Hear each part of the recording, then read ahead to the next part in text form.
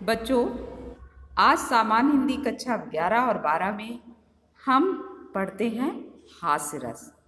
तो जैसा कि मैंने बताया था बच्चों कि स्थायी भाव तो व्यक्ति के हृदय में हमेशा सुसुप्त अवस्था में पड़े रहते हैं। जब उचित अवसर आता है तो ही वो अनुभाव, विभाव और संचारी भाव के संयोग से रस रूप में परिणित हो जाते हैं।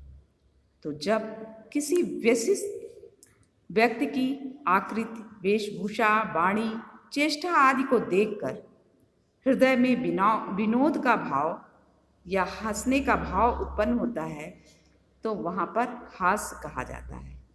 और यही हास्य नामक स्थायी भाव, विभाव, अनुभाव तथा संचारी भाव से पुष्ट होकर हास्य रस में परिणित हो जाता है।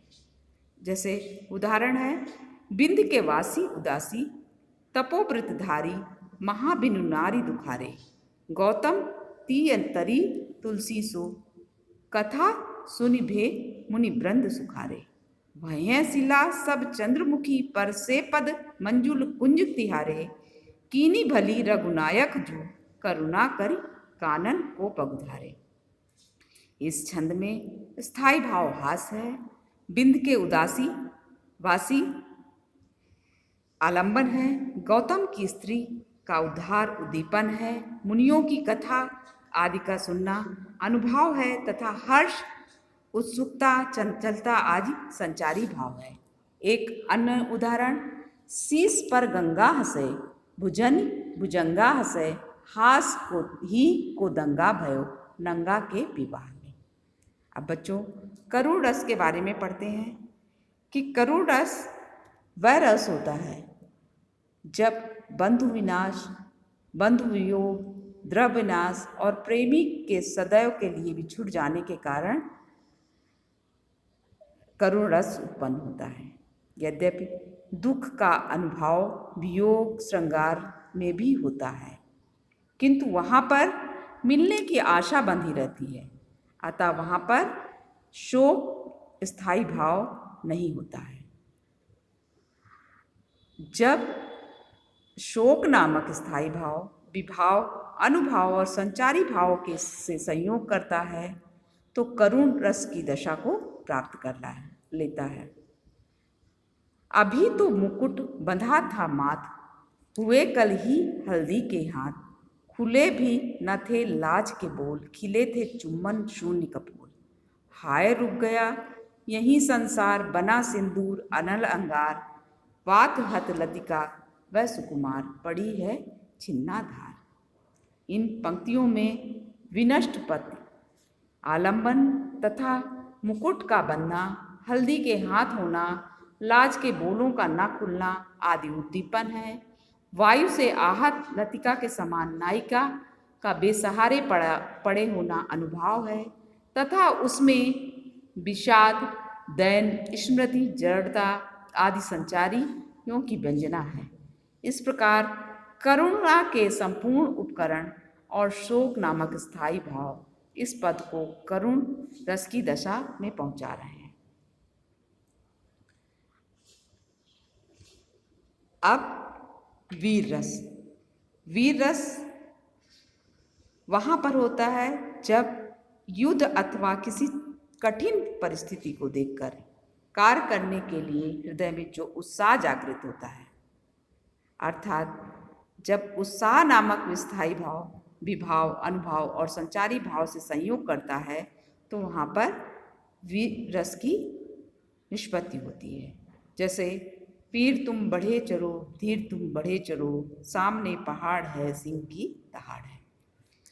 एक अन्य उदाहरण द्वारा इसे और भी समझ ले बच्चों।